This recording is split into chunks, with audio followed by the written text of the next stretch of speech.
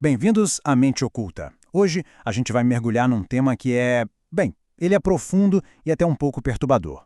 Por que pessoas que se consideram boas acabam fazendo o mal? Sabe, a pergunta que fica no ar, que às vezes até tira o nosso sono é: como é que indivíduos decentes, pessoas comuns, podem se envolver em atos de pura crueldade? É exatamente isso que a gente vai investigar hoje. O que será que acontece? O que transforma um cidadão comum, talvez um vizinho, um colega, em alguém capaz de cometer atos terríveis? Será que a maldade é algo que nasce com a pessoa? Ou será que é um potencial que está ali adormecido em todos nós, só esperando as circunstâncias certas para despertar? Essa é a grande questão que vai guiar nossa conversa.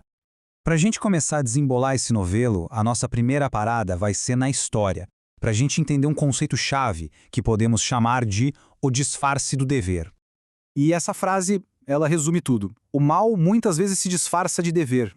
Parem para pensar. As maiores atrocidades que a gente já viu na história raramente foram feitas por gente que se via como má. Muito pelo contrário. Foram executados por pessoas convencidas de que estavam, na verdade, cumprindo uma obrigação, servindo a uma causa que elas acreditavam ser justa. E esse padrão, ele se repete, sabe?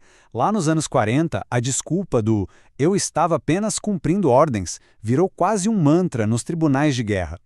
Aí, em 1961, um psicólogo chamado Stanley Milgram decidiu testar isso na prática. E hoje? Bom, hoje essa mesma pressão aparece de outras formas, seja numa empresa ou na pressão social, para a gente ficar quieto diante de uma injustiça.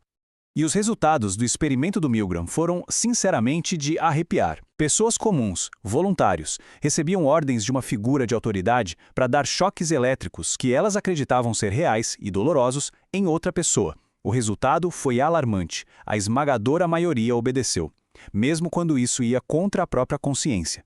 Isso mostra o poder que a autoridade tem sobre o nosso julgamento. E isso nos leva da história direto para dentro da nossa cabeça, para a psicologia. O que acontece aqui dentro que nos deixa tão vulneráveis a isso? Vamos dar uma olhada na psicologia da submissão.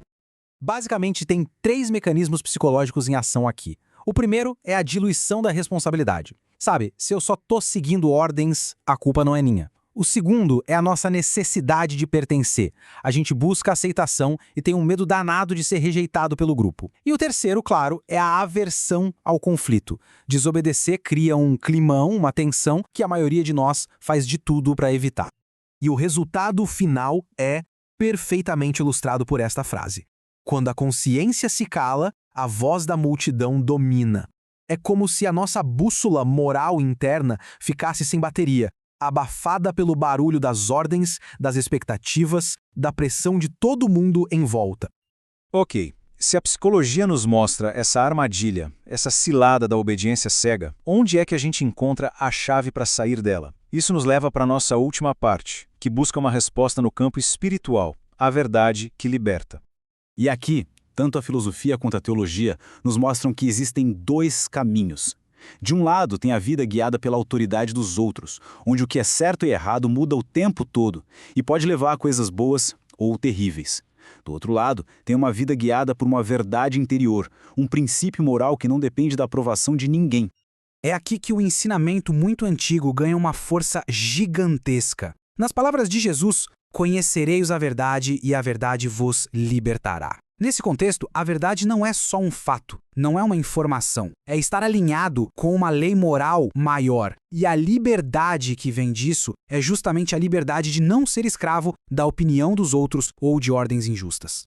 Então, a conclusão é que a bondade de verdade não é algo passivo, não é só não fazer o mal. É uma prática, uma atitude que exige 2 coisas. Primeiro, uma consciência desperta, que ouve mais a voz de dentro do que o barulho de fora. E segundo, coragem moral. A coragem de agir de acordo com essa consciência, mesmo que isso signifique ir contra a maré, enfrentar a autoridade e a desaprovação de todo mundo. E tudo isso nos deixa com uma pergunta final. Uma pergunta para a gente levar para casa e refletir de verdade. Quando a maioria ao redor decide que o errado é o certo, ainda é possível escolher o caminho do que é reto? A reflexão sobre isso é muito importante. A gente convida todo mundo a compartilhar o que pensou sobre isso aqui nos comentários. E se essa análise trouxe alguma luz, se inscrever aqui no Mente Oculta vai garantir outros aprofundamentos como este. Muito obrigado pela companhia